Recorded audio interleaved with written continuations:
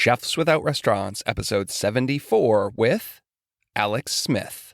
I think what I've learned about myself over the years is that I do enjoy the push, to get a place open, writing the recipes, recipe testing, getting them ready, training the staff from nothing, design aspects of the kitchen, figuring it out how it's going to flow, and then opening and dealing with the clusterfuck that comes with an opening, right?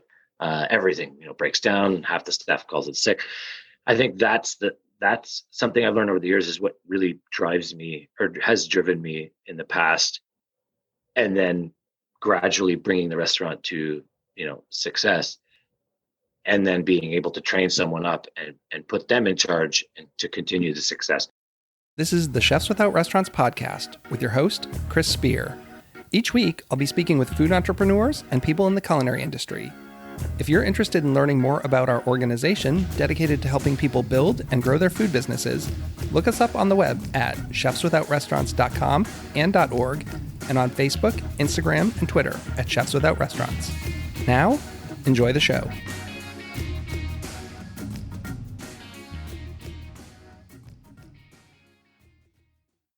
Welcome to the Chefs Without Restaurants podcast. I'm your host, Chris Spear. On this show, I have conversations with culinary entrepreneurs and people in the food and beverage industry who took a different route. They're caterers, R&D chefs, personal chefs, cookbook authors, food truckers, farmers, cottage bakers, and all sorts of culinary renegades.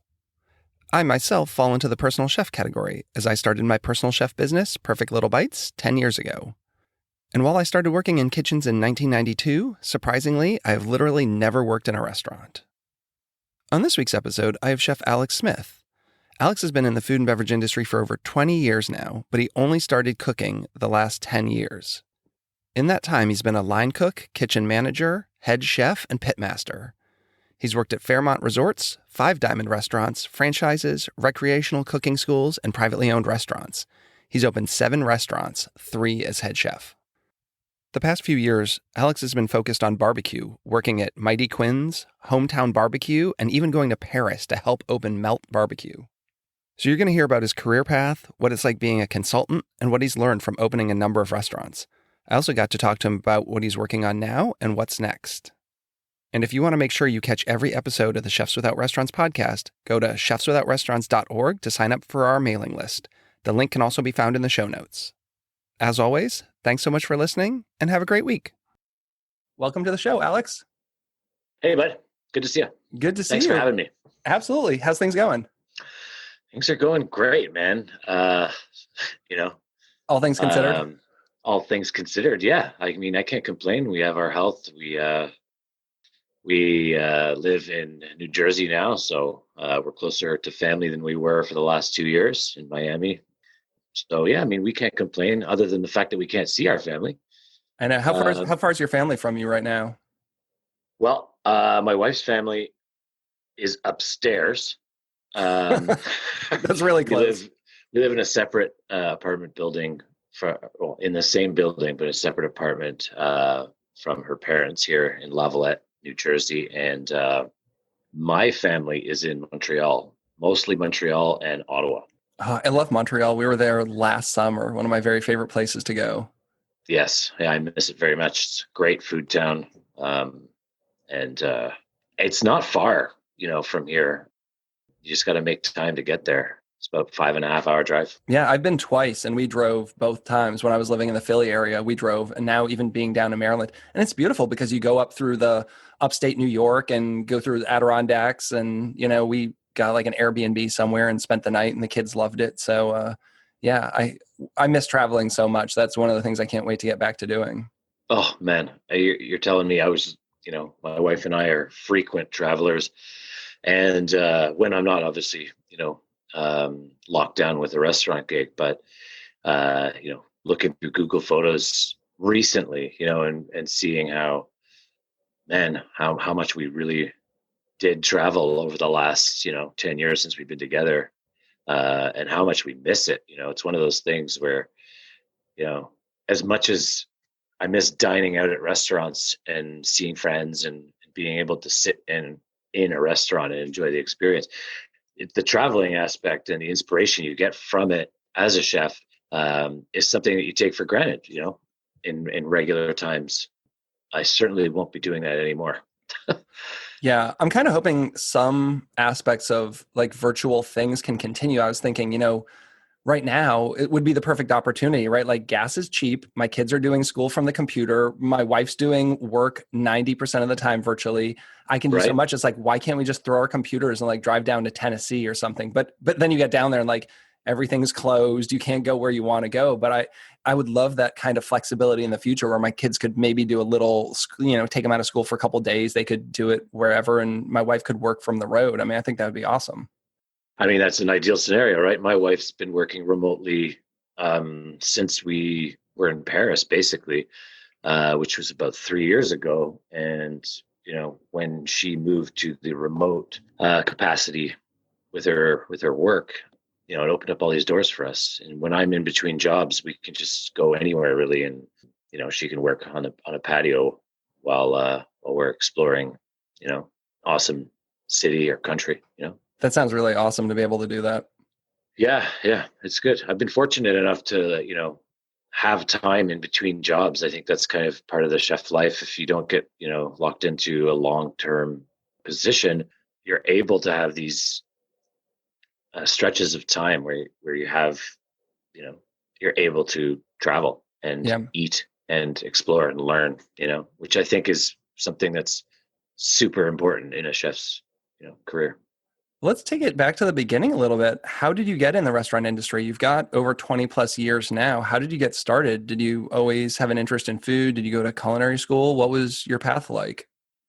Yeah, so I got into it primarily as a need to make money back in the day as a waiter, almost 20 years ago, because the money was good. And, all my friends were in university and I was living with them. And, I found that the best way for me to have a steady-ish decent income was to work in the restaurant industry as a waiter. So you leave, you get paid basically nothing an hour, but you get to leave with cash over the end of the day. And for any 20-year-old, that's a great deal, especially with 20-year-old living with college students. So I got into it that way, but the more I kind of worked in it at several different jobs over the years, I kind of grew to love it more and more.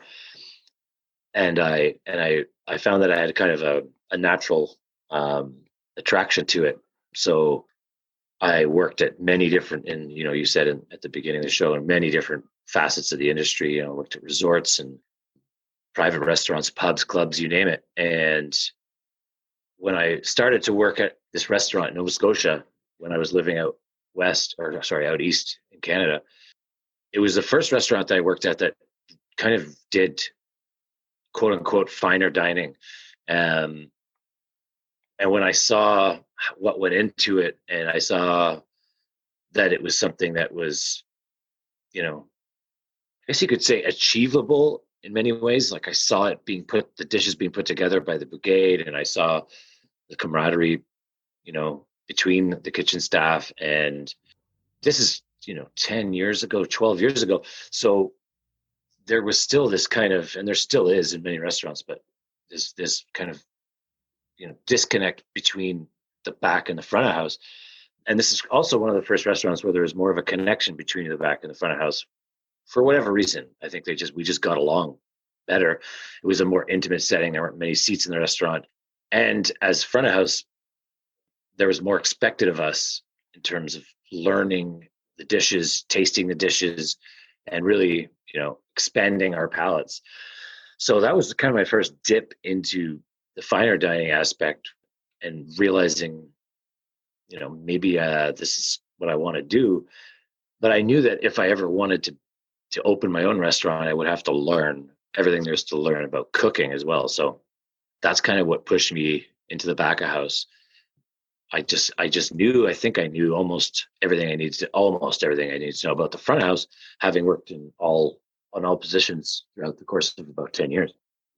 And of course, over the years, I kind of grew more interested in how food was prepared and how it was made.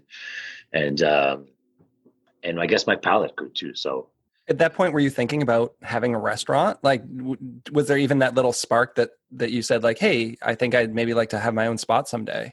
Yes, I think that's what drove me to eventually work in the back of the house is the fact that I definitely wanted to be in this industry, and I definitely wanted to have my own place one day, and I knew that I had to do it.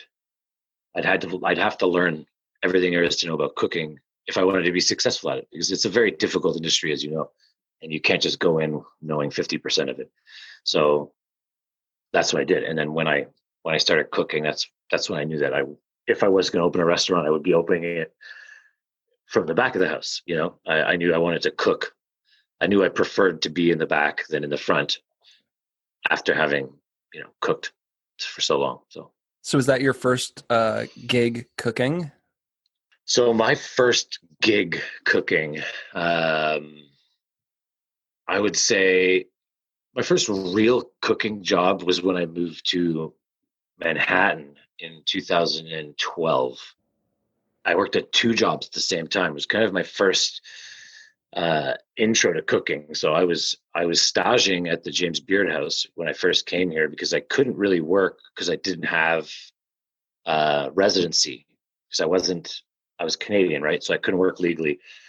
So what I did was I just staged all the time at the James Beard Foundation and the James Beard House in Manhattan.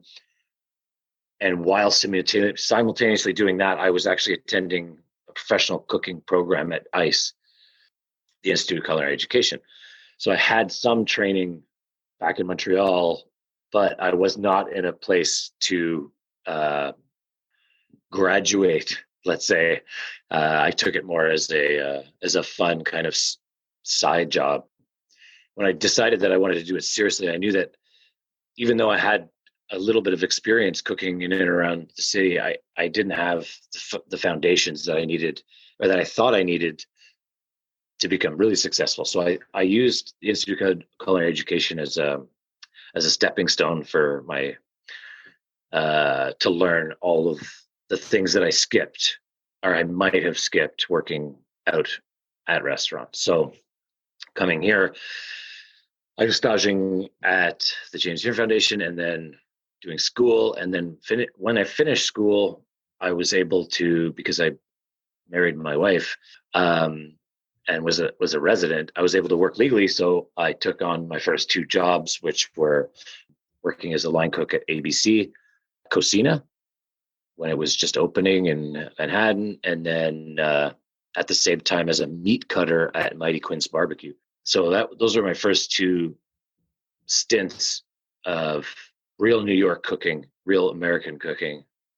I guess if you have to learn how to cook being in New York City, it's probably the best place in the world, definitely in the country to learn how to cook, right? Absolutely. Absolutely. And I think that it's a big change. It's a big city, and a lot of people would say, you have to go to this restaurant, that restaurant, just get your ass kicked and stuff. And that's not, I was never, I was someone who started cooking professionally way late in life. In my opinion, I was 30, I'm 41 now. So this is about 8 or 9 years ago. I was starting like cooking in Manhattan like 8 or 9 years ago. And that's late in life to get a professional career going. And it's, as you know, I'm 44 and I graduated from culinary school in 98. Like when you say, I was running it through my head and you say 2012, I'm like, 2012, that was like 8 years ago. For the amount of experience you have and the things you've done, I didn't realize you had only been cooking that short a period of time. Yeah. Yeah. And I professionally for sure. But I think that's all that really matters, especially when you're, working in this industry. So yeah, I mean, I got into it a little late, but when I got into it hard. I had a ton of management experience behind me. So it was easier for me to excel in certain positions as a cook too. Also, I had cooked a little bit previously, so I wasn't going into it completely green, but definitely learned quickly. Spent a little bit more time at ABC, and then I went full time into barbecue because that's where I kind of got bit. So you went all in on barbecue. All in. I had my first bite at Smorgasburg 2012. I remember it. And, it was at Mighty Quinn's. And this is when Smorg was 8 vendors. Nobody was there. And I could just have a bite of brisket. And if it was great, I'd go right back in line for another sandwich once a week. And I did this several times. And then I kind of developed a relationship with Hugh, the owner of Mighty Quinn's, and just because I had gone there every weekend to eat the brisket. And for me, this was something that was so new and so different. I'm French Canadian, so rich food is everything to me. I grew up on it. Cheese, butter, fat, beef. That's my jam. So barbecue is definitely the type of food that it is in my blood. So and that's water just thinking about it. Yeah, me too. It's hilarious. It's hilarious, like that the food memories that you get. But this was very big for me. So when an opportunity came up to become a meat cutter and get like an entry level position at Mighty Quinn's when it was getting quite popular, they just opened their first location in the East Village, and they got reviewed by the Times, and Pete Wells gave them 2.5 stars. And for a restaurant that had serving food on paper plates, that was unheard of. So at the time, needless to say, we were busy, and it was a really great introduction for me to learn, real barbecue, cooking on a real smoker with real wood, no electric or gas assist, and learning it in a volume setting. So, which I think is always the best place to learn. So I learned really quickly, and, the rest is history. Yeah, you were there when I met you. I think I have like a box of business cards. I think I probably still have your card with Mighty Quinn's on it from when we met, like way back in the day. Yes, yeah, I think I definitely was, because that was the first year that I went to the Brooklyn ICC. Yeah. So, the rest is history. I've been in barbecue now since then, almost primarily, with the occasion of, with the exception of. I worked at Hudson Table, which is a culinary event space / recreational cooking school in Hoboken, as one of the chef instructors, and I did some chef's tables there. You did Mexican stuff there, didn't you? Or a lot of? Like, I remember seeing really cool stuff you were working on. I definitely did a lot of Mexican stuff. I am so crazy about all things, or all types of Mexican cuisine.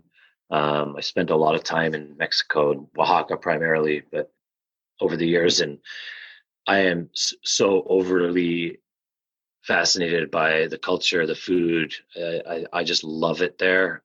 And so for me, Hudson Table was a place to kind of be able to step outside of the barbecue zone and be able to be really creative and cook the food that I was really interested in cooking, and teach it too. So I was able to write classes and teach recipes and stuff, food that I picked up along the way, which was always a great experience. I love to teach, and I love to spread, the gospel of everything that I learn.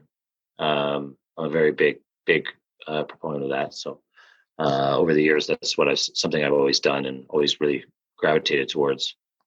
Now, is that something you've been doing during COVID? Have you gone to like online classes, or is this something you're going to be doing? Yeah. So the idea is right now, I really like to do more of that. And actually funny that you mentioned that, because I'm working with Hudson Table right now, trying to put together like a pitmaster / barbecue masterclass, which would be a virtual demonstration style masterclass where I could literally unload all my knowledge to anyone that would want to learn it virtually, which is difficult, but I think that the fundamentals and the tricks and many of the key aspects of it can be taught. So even virtually, after spending this much time in it, so it's something I want to try to see if we can sell some seats to that. That's something we're going to hopefully launch in the next week or two. Very intimate. We're going to be like 6-person classes.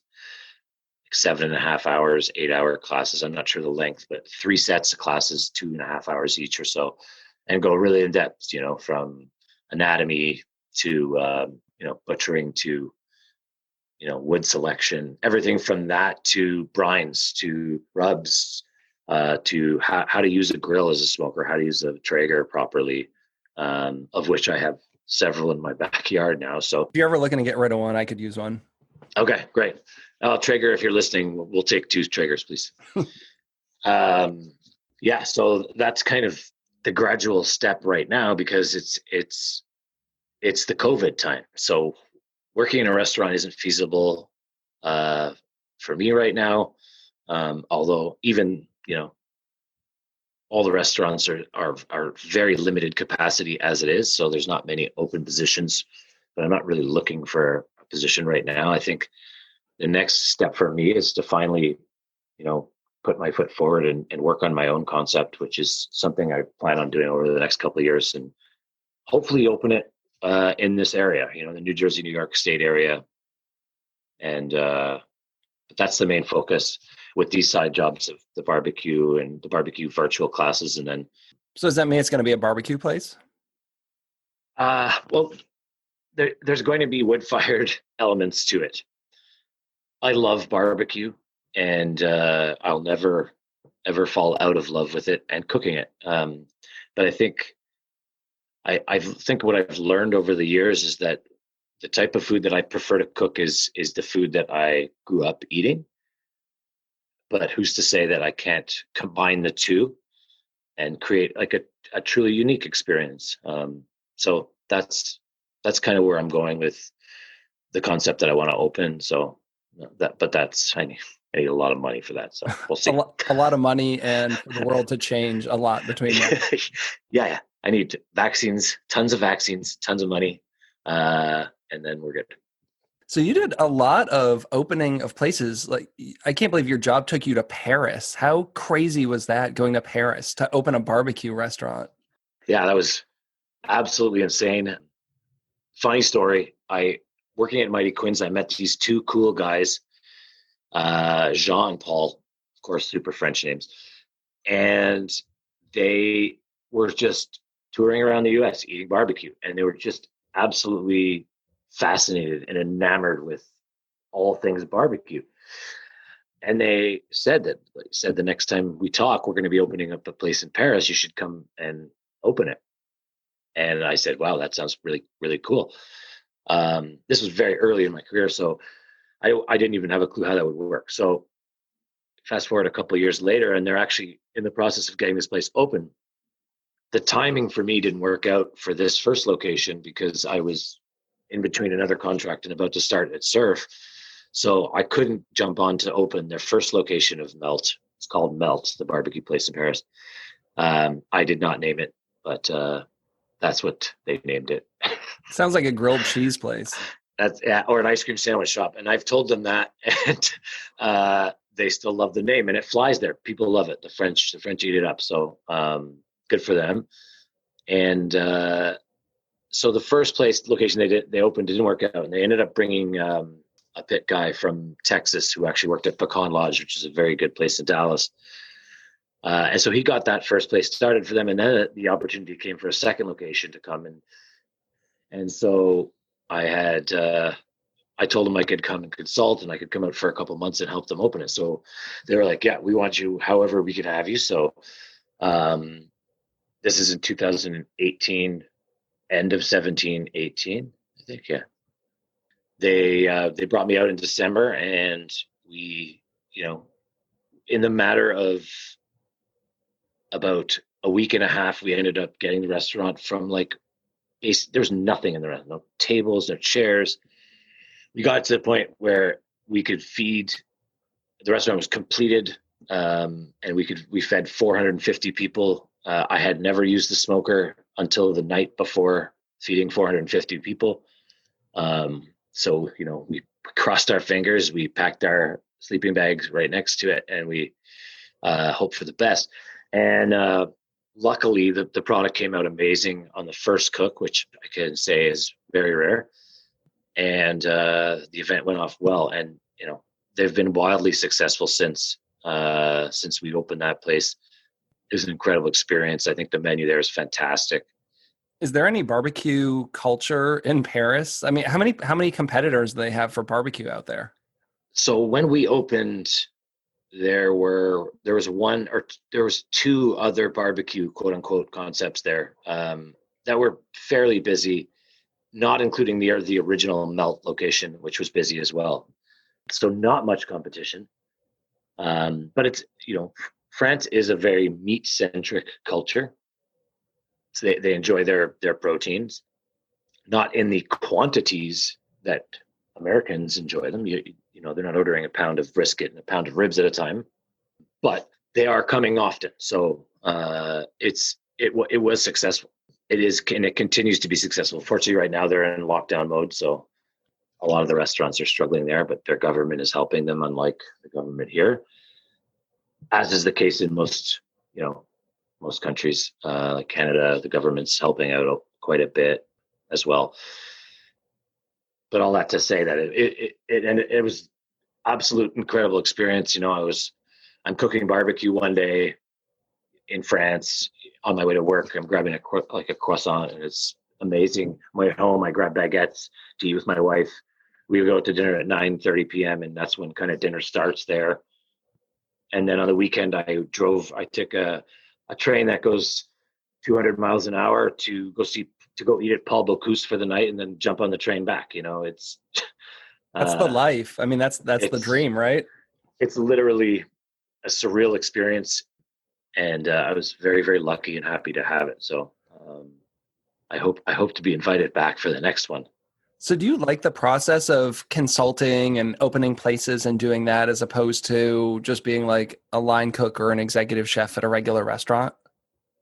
I think what I've learned about myself over the years is that I do enjoy the push, to get a place open, writing the recipes, recipe testing, getting them ready, training the staff from nothing, design aspects of the kitchen, figuring it out how it's going to flow, and then opening and dealing with the clusterfuck of like massive proportions that comes with an opening, right? Everything breaks down. Half the staff calls it sick. I think that's something I've learned over the years, is what really drives me, or has driven me in the past, and then gradually bringing the restaurant to success, and then being able to train someone up and put them in charge and to continue the success. I think it's never something that I specifically go for. If it's an opportunity to consult and it's quick, like the one in Paris, I would have done it. I probably would have stayed there a little bit longer, but talking about it out loud, and now that you mention it, I think it is something that I kind of gravitate towards, because it's exciting, from start to finish. It's something I really enjoy. I also haven't really opened anything for myself. So I think that when I get to the point where I can open a restaurant that's my own, and I can put my name on it, and I can control the menu, I can control everything else in ways that I haven't been able to before. I think that's going to be the ultimate experience for me, because that's something that I really haven't had yet, and it's something I look forward to one day having. So, working for so many people, what are some of the best practices you've seen? Like, you've been through a lot of kitchens. Do you see any consistent things that you say, oh yeah, this is what the people at the top of their game are all doing? What are some of those things? The one thing that I think is a responsibility of a chef and of people in our position is to operate the cleanest, most organized, and safest environment, in so many ways. That word can be taken, but I really mean it, because I've been fortunate enough to not have to work for people that don't encourage with positive reinforcement. It's kind of I don't really need to work for people that do that. I've been lucky enough that over the years, the jobs that I've taken, I haven't really come into contact with people that do that. But I can tell you, I wouldn't do it. I wouldn't waste my time, because that's not the kind of person I am. And teaching and encouraging staff and people with that positive, nurturing and, excited and in that motivated, excited way, I think is the only way to do it. And it's something that I've taken on because it's who I am. I'm not a negative person. I show up to work every day with a smile. I could tell you my cooks almost laugh at me at the fact that I've never gotten angry at them or yelled at them, because it's something that's kind of rare still in this industry. It's changing. I know a lot of people coming up that, are doing it, I think, the right way. But I think that if there's anything that it's something that I've taken to heart, because it's something it's so important. And I think positive environments and comfortable environments for staff, equate to great food. It's really as simple as that. And ways of life. It's such a hard industry, and people work so many hours, and they don't really have anything else but their job when they're line cooks or grill cooks or, dish or prep cooks, a lot of them.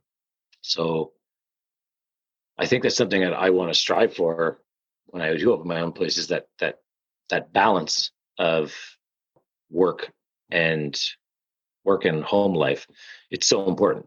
Yeah, you see these people way more than your own family. I mean, looking back at the last job I was at and all the jobs where I wasn't self-employed, like, you're with these people night and day, and you know more about them than, than anyone else in the world. So, like, why would you not want it to be a positive environment? But I do think, not justifying it all, but I think it's different when you're the owner and it's your money, right? Like, it's a little easier if you're just the executive chef getting a paycheck to kind of walk away, as opposed to, like, this is my full reputation on the line, this is my life savings. Like, I can see how you can go down that road, but that's not how I want to run my kitchen either. Yeah. It's a reason I don't want to have my own place, like feeling like I'm tied to that all the time, that I can't disconnect at all. Yeah. Yeah. I mean, and that's a reality. And that's something that my wife voices her worries about as well, is that once we do get our own, or I do get my own kitchen, will I be able to walk away from it, and will I be able to sleep at night knowing that I'm not there all the time? But I think it goes back to, how you are and how you manage and how you lead. There's so much to be said about that. And I think that if you put yourself in the right position, and treat people the way that you want to be treated, I think that it's going to be difficult. I mean, every job is difficult.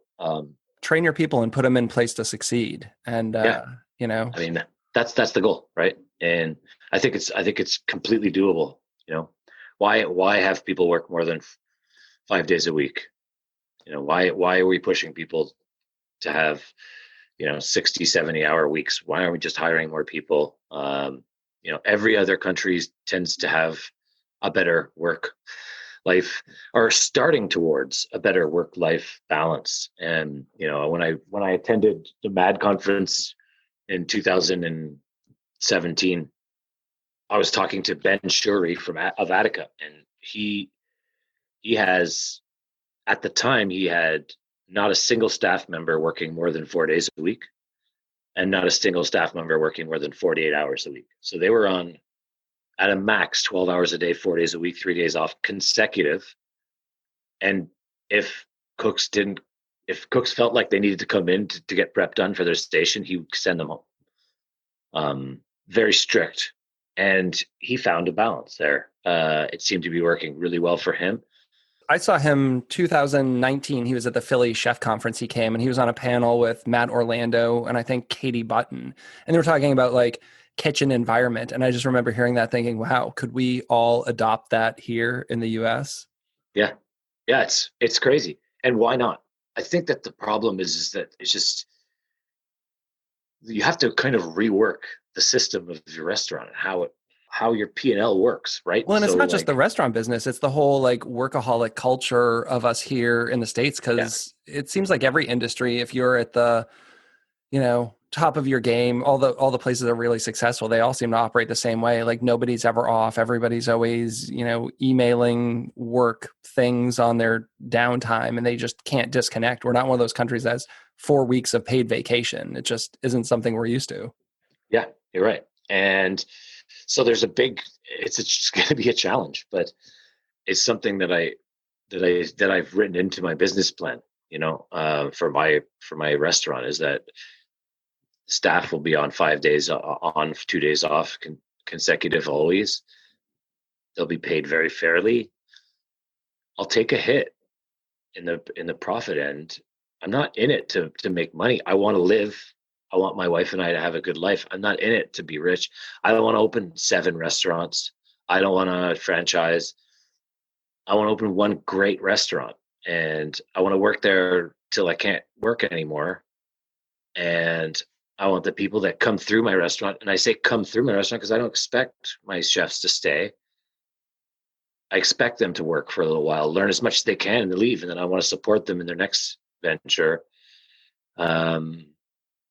Just like I would expect and I've usually had from all the people that have employed me. So I've been lucky in that aspect. So that's what I want. And I don't think it's impossible to attain. I just think that, as a business owner, you have to take a step back and take care of the people that take care of you. So looking back on your career, would you have done it differently in any different order? Do you feel like you should have gotten an education in a different area, or did you miss any opportunities, or are you kind of happy with how everything worked out?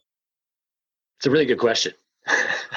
I can't say that. I can't say I could have done it any differently, or would have done it any differently, because I'm happy of how everything turned out, and I'm really happy with the relationships I've made. I'm happy with the people I've worked for. Happy with the people I've met that worked for me along the way, and the experiences. So I guess advice for people out there looking to get into similar work. Any suggestions on maybe how to approach it and get in there to get in the industry? It's a good question too. I think that a lot of people try hard and put a lot of pressure on themselves to figure out what food they want to do.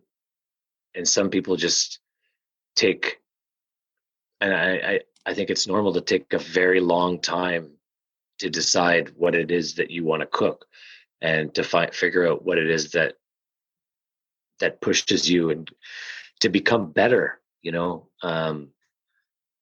I think that cooking professionally is not for everybody.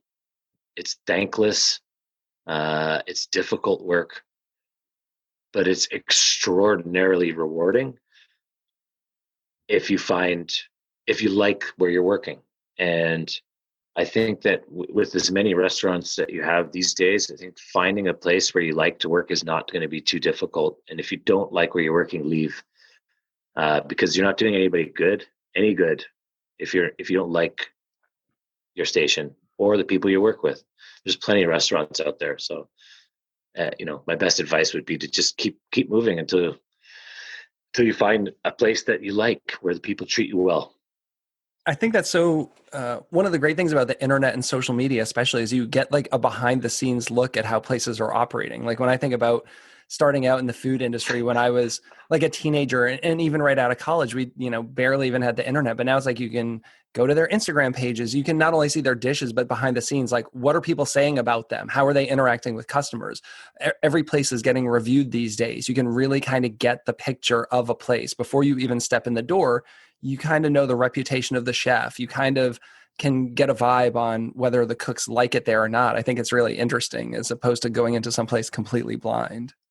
Yeah, I completely agree. That's a really good point. And it is a very different situation, and it has become pretty hilarious over the last several years, how interactive restaurants are with the public over social media, Sometimes to their detriment.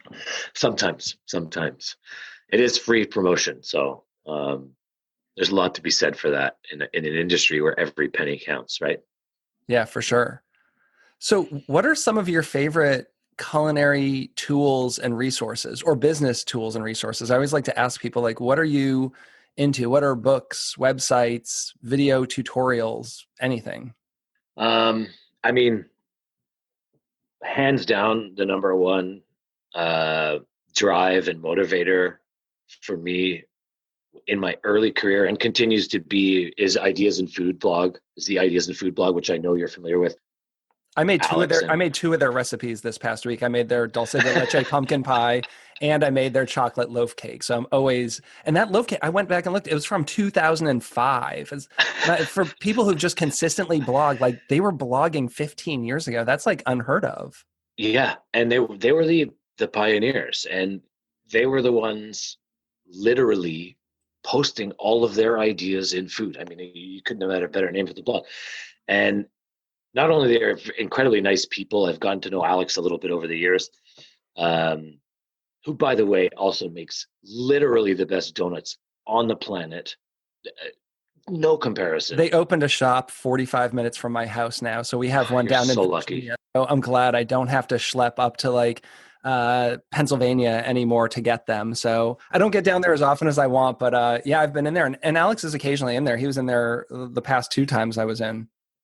Yes, and lucky you, he's about an hour and 15 from me, and that's just enough for me to be like, oh, I don't know if I. And he sells out. Like, there's no donuts after 9 a.m. So, get there early or don't get there at all, and good for him for that. He doesn't carry anything over. It's all sold. I don't know if you even know this. The name Chefs Without Restaurants comes from a dinner he was at that he was a part of. Did you know this? Have you ever even heard I of had this? no idea. No. Yeah. So Tell me about it. Well, I mean, so they inspired a lot of both my personal chef business. The whole idea that you could be a chef, you could do really creative things. Like, they don't have a restaurant. They've worked in restaurants, but it's been like 20 years since they've worked in restaurants. And the idea of like pop-up dinners and consulting and doing these collaborative things. But a few years ago, they decided they wanted to do this collab dinner with all these people who were in between gigs. So it was John and Karen Shields. They had closed Townhouse. They were looking to open a place. They weren't quite there yet. So they came up, and they had Johnny Sparrow with them because he had been working with them. Alex was there. And then they had Curtis Duffy because he hadn't opened Grace yet. So, Okay. these were all people who were like, they were just itching to get back in the kitchen and do a thing. And they did it at Elements in Princeton, New Jersey. Oh, wow. So they just, That must have been a good dinner. it was an amazing dinner. And I don't know, I think Doc Scones coined the term Chefs Without Restaurants. So he did 2 blog posts, and they're still on his website.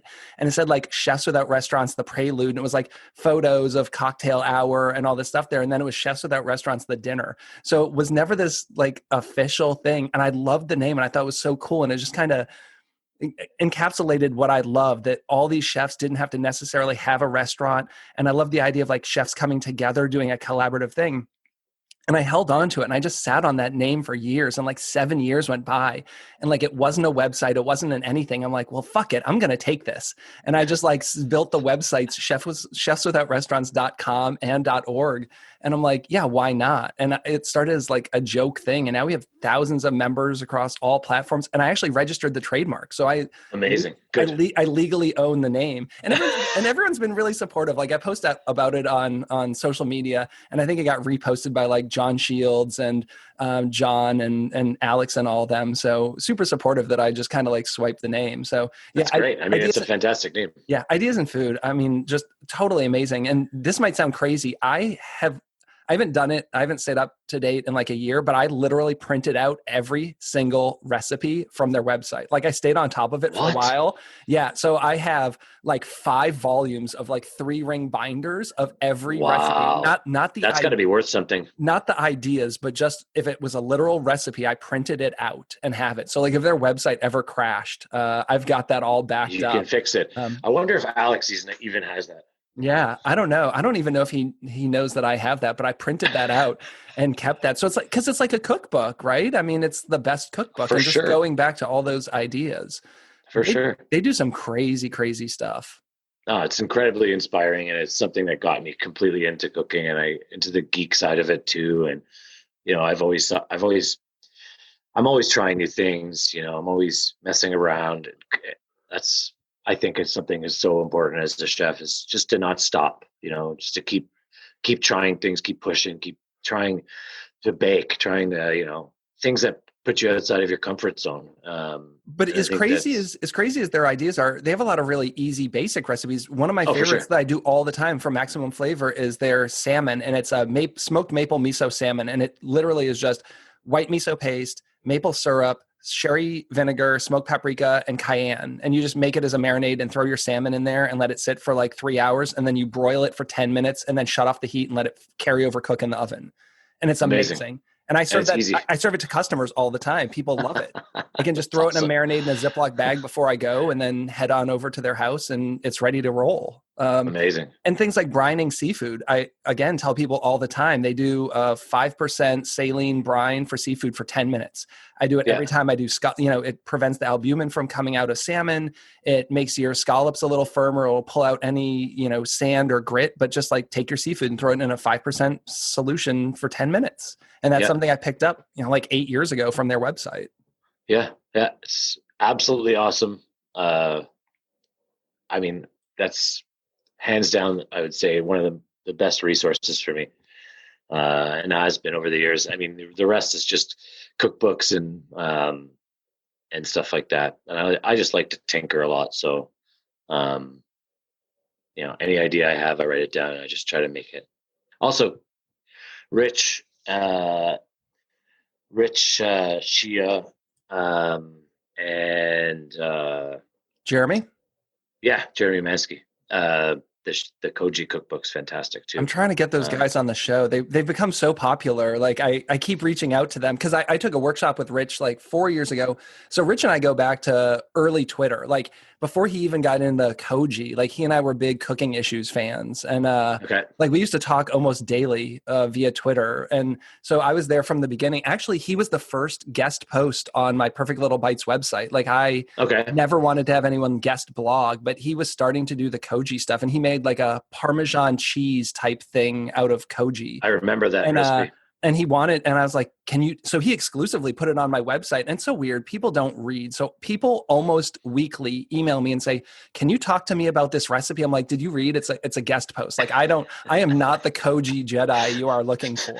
Like Rich will talk to you via the internet. He's got a book, but I left it on there, and I get more hits on that one post on my website than almost anything I've done in a decade.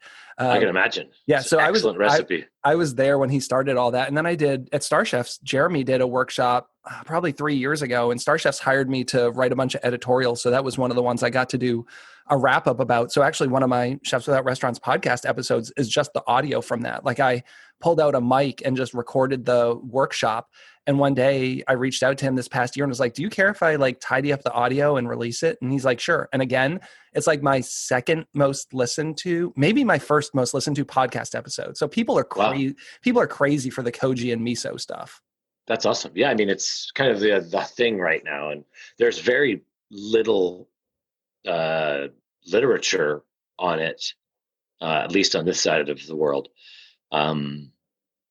There has been, and obviously the Noma fermentation book has a little bit on it, has a good amount on it. But other than that, there's not much on it. So it's a very cool ingredient, fun to play with. That's for sure. So I know it's probably like picking a favorite kid, but do you have a preference or a favorite barbecue, like either a cut of meat or a style of preparation? I mean, brisket's always been, brisket's the hardest to cook perfectly. It's two muscles that are completely different.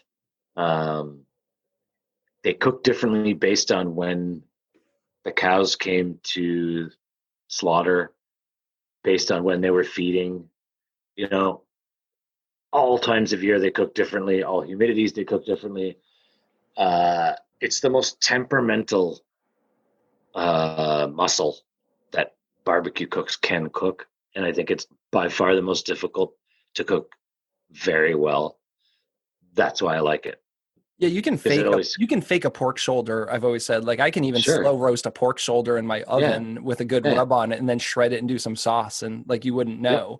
So I pick my barbecue places by the quality of their brisket for sure. As you should, and it's like choosing a pizza place by their plain pizza. I think that's what I do, anyways. All I want to taste is the margarita. Show me a margarita. If it's good, I'll move on. Yeah, my former co-host of this podcast has a pizza food truck, and we've talked about that a lot. And when we've traveled together, that's his thing. So I've eaten some pizza with him, and he always goes in and he'll get like one of the really interesting, funky ones, but we have to get like a plain cheese just to kind of baseline judge. Yeah, that and French fries is one of the things if I go to a restaurant and there's fries in the menu, I'm ordering them. Period. Doesn't matter where, doesn't matter how. I have to try them. I have to try the fries. I just made some French fries like right before this podcast. So I don't know if you had seen my thing about the French fry competition. McCain did this. They have their Sure Crisp waffle fries. And they said, like, we'll send you free fries for this recipe contest. So I entered. They sent me to my home a 27-pound case of French fries. Frozen waffle fries. They came on dry ice. So they wanted to see recipes. So I tinkered with a bunch of things, but what I came up with is I did a smoked cheddar Old Bay queso with scrapple, pickled jalapenos, maple syrup, and ketchup. Oh boy. I did it.